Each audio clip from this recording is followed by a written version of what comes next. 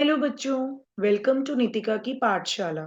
मैं नितिका और आज मैं आपके साथ class 10th print culture in the modern world का थर्ड यूनिट स्टार्ट करने जा रही हूँ। तो फ्रेंड्स, मैं हमेशा जैसे कहती हूँ कि आपको जब भी मेरी वीडियोस देखनी है तो प्लीज अपनी एनसीईआरटी बुक विद पेन और पेंसिल लेकर जरूर बैठें। तो आइए बच्चों, क्लास स्टार्ट करते हैं। आज का टॉपिक है the print revolution at its impact. हमने 9th में फ्रेंच रेवोल्यूशन पढ़ा, रशियन रेवोल्यूशन पढ़ा, 10th में nationalism in Europe, nationalism in India पढ़ा। अब कसर रह गई थी तो प्रिंट रेवोल्यूशन की।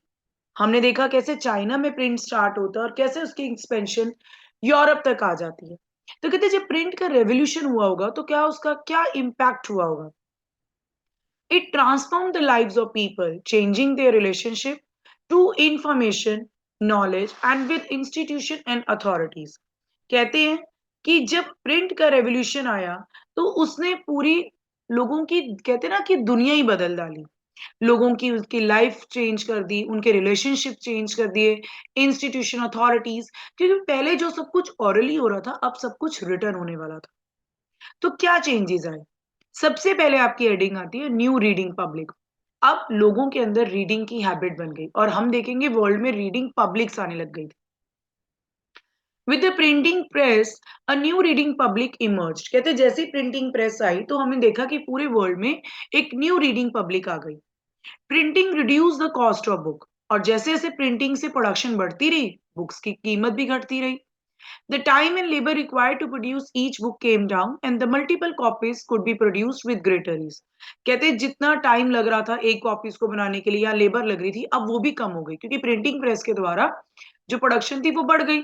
और उससे क्या हुआ, जो मल्टीपल कॉपीज थी, एक ही किताब की बहुत अलग अलग कॉपीज जो थी वो लोगों तक पहुंचनी शुरू हो गई। Books flooded the market and reaching out to ever growing readership. पूरे मार्केट में बुक्स, जैसे कहते हैं, एक फ्लड की तरह आ गया और लोगों तक, जितने भी रीडर्स थे उन तक ये चीजें पहुंचनी शुरू हो गई।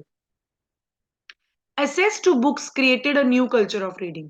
कहते हैं जब बुक्स हमारे पास आ चुकी हैं या कोई चीज हमारे पास आती है तो एक न्यू कल्चर डेवलप होता है। इस बीच में हम कहेंगे लोगों में न्यू रीडिंग कल्चर डेवलप हुआ। Earlier reading was restricted to the elites. अब अगर हम पहले टू पार्ट्स देखें तो हमने देखा कि जो पढ़ने का शौक था वो सिर्फ एलाइट क्लासेस या हम कहेंगे ज्यादातर अमीरों के लिए, रिस्ट्रोकेसिस के लिए था। But now common people lived in a world of oral culture. They heard sacred texts read out, ballads recited, folk tales narrated. अगर हम पहले की बात करें तो रीडिंग जो हो रही थी वो बेटा एलाइट क्लासेस में हो रही थी, और जो हम लोग, आम लोग जो थे, वो सिर्फ ऑरली नॉलेज ले रहे थे। कैसे ले रहे थे? पहले आप देखते होंगे बड़े बड़े मंदिरों में या कहीं भी सेक्रेड बुक्स, जो धार्मिक किताबें होती है, उन्हें जोर जोर से कोई पढ़ता है और बाकी सुनते थे। बैलेड्स रिसाइटेड, जो पोइम्स हो गई या सॉन्ग्स हो गए, धार्मिक हो गए। फोक टेल्स, पुरानी कहानियां लोगों को बताई गई। तो कॉमन पीपल ज्यादातर सुनकर ही इन चीजों को गेन किया करते। Before the age of print, books were not only expensive but they could not be produced in sufficient number. कहते जब तक प्रिंटिंग प्रेस नहीं आया तो बुक सिर्फ, ये नहीं हम कह सकते सिर्फ एक्सपेंसिव थी, बल्कि हम ये कहेंगे कि वो सबके हाथों में भी नहीं पहुंच पा रही थी।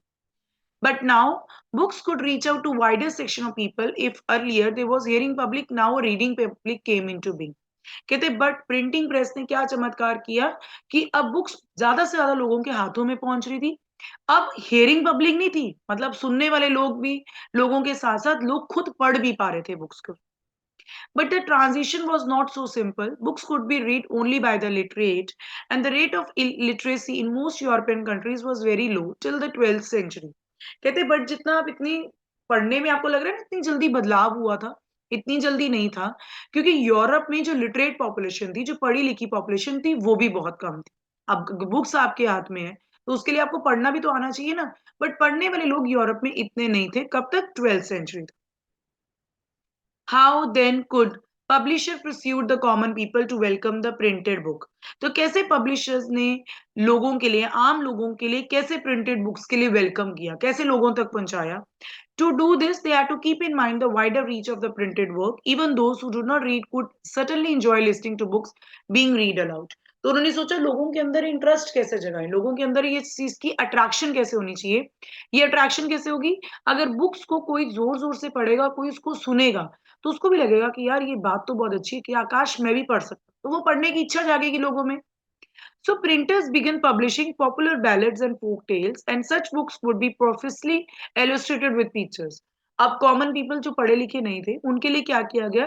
कोई कहानियां या गाने पिक्चर्स के थ्रू प्रिंट होनी शुरू हो गई, ताकि लोग पिक्चर्स देख के समझ जाएं कि इस बुक में क्या कहानी है। So these were then sung and recited gathering in villages and in taverns in towns. और ये बुक्स जो गाने थे, लोग पिक्चर्स तो देख लेते थे, बट इसमें क्या लिखा होता था वो जोर जोर से, जैसे किसी की हम कहते थे सेरेमनीज में, फेस्टिवल्स में। टेवर्न्स इन टाउन मीन्स जब लोग गैदर हुआ करते थे, चाहे वो अल्कोहल के लिए हो, टी हाउस की गैदरिंग के लिए हो, कोई भी चीज को फेस्टिवल बनाने के लिए इन बुक्स का यूज किया गया। ये लोग जोर जोर से पढ़ते थे और बाकी उनको सुनते थे। तो नेक्स्ट आपका इस यूनिट में टॉपिक आता है religious debates and the fear of print. हर कोई कहते हैं ना कि हर चीज के एडवांटेजेस और डिसएडवांटेजेस भी होते हैं। तो कहते हैं रिलीजियस धर्म को लेके क्या डिबेट्स हुई और प्रिंट का क्या डर लगा उनको लोगा। Print created the possibility of wide circulation of ideas and therefore introduced a new world of debate and discussion. कहते हैं जैसे जैसे प्रिंट ने लोगों के घरों तक जो पहुंच गई, अब घरों तक जा रही तो सबके आइडियाज जा रहे हैं। कोई कहता है ये चीज बहुत अच्छी है, कोई कह रहा था ये चीज बहुत गंदी है। अब इससे क्या हुआ? लोगों के अंदर डिबेट और डिस्कशन, कहते हैं ना कोई हमें अगर टॉपिक मिल जाए तो कोई उसके बारे में पॉजिटिव बोलता है तो कोई उसके बारे में नेगेटिव बोलना शुरू कर देता है।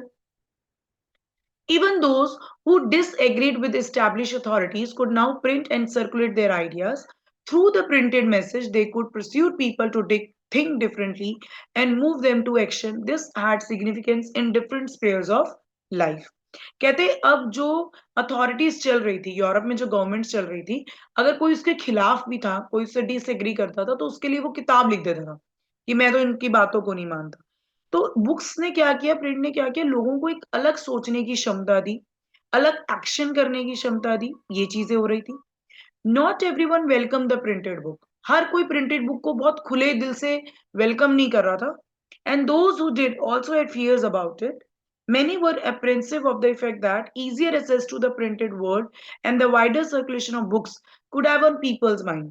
और कुछ लोग डर रहे थे। क्या डर रहे थे? कि अगर बुक्स आएंगी तो क्या पता किसी के बारे में अच्छा लिखा हो तो किसी के बारे में बुरा लिखा हो। हर चीज के इफेक्ट्स थे, क्योंकि अब ये हर जगह पहुंच रही थी। बुक्स की प्रोडक्शन बढ़ चुकी थी, कॉस्ट कम हो चुकी थी, हर कोई इसको बाय कर रहा था। और जब भी कोई किताब पढ़ता था तो उसके अकॉर्डिंगली ही सोचना शुरू कर दे रहा था। It's what fear that if there was no control over what was printed and read, then rebelliously and irreligious thought might spread. If that happened, the authority of valuable literature destroyed. तो लोगों को लग रहा था कि अगर हम इसको रोकेंगे नहीं, इस प्रिंटिंग को ऐसे ही बढ़ने देंगे, तो लोगों के अंदर रिबेल हो जाएंगे, क्योंकि कोई किसी धर्म के बारे में कुछ लिख रहा होगा, कोई किस गलत लिख रहा होगा, किसी के माइंड में भी रिलीजियस थॉट्स आ सकते हैं। और अगर ऐसा ही चलता रहा तो जो सही चीज होगी, जो वैल्यूएबल लिटरेचर होगा, कोई फ़र्क ही नहीं जान पाएगा कौन-सी सच बुक सच्चाई बोल रही है, कौन-सी झूठ बोल रही है। तो इनको ये डर था कि इस चक्कर में तो क्या होगा कि वैल्यूएबल लिटरेचर भी जो है वो डिस्ट्रॉय हो जाएगा। Expressed by religious authorities and monarchs, as well as many writers and artists, this anxiety was the basis of widespread criticism of the new printed literature that had begun to circulate. कहते ही अब ये चीजें किस में हो रही थी, चाहे वो रिलीजियस लोग हों, चाहे मोनार्क्स हों, चाहे राइटर्स हों, चाहे आर्टिस्ट हों, वो इस न्यू प्रिंटेड कल्चर को क्रिटिसाइज कर रहे थे कि प्रिंट आने से क्या हुआ है कि कोई भी कुछ भी लिख सकता है। अब ना तो सच का पता लग रहा है, ना झूठ का पता लग रहा है। अभी इन्होंने इसके लिए एग्जाम्पल क्या बोली कि in 1517 the religious reformer Martin Luther wrote 95 thesis criticise many of the practices and rituals of Roman Catholic church. A printed copy of this was posted on church door in Witzburg. It challenged the church to debate his idea.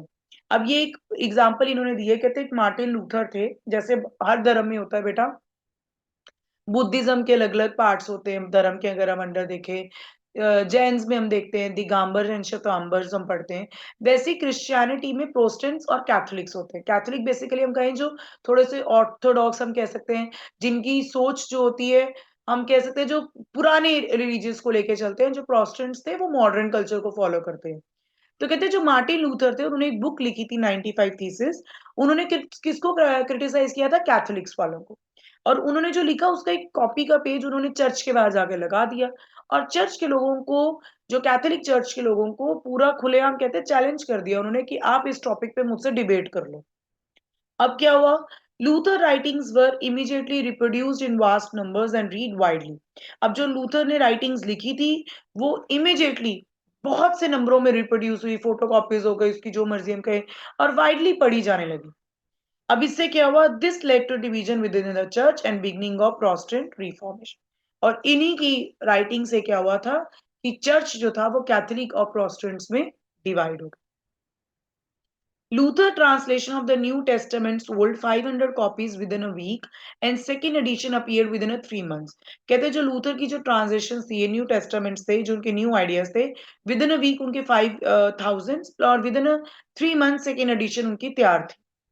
Deeply grateful to print, Luther said printing is the ultimate gift of God and the greatest one। Underline बेटा, आपको paper में कई बार आ जाता है ये line किसने बोली है।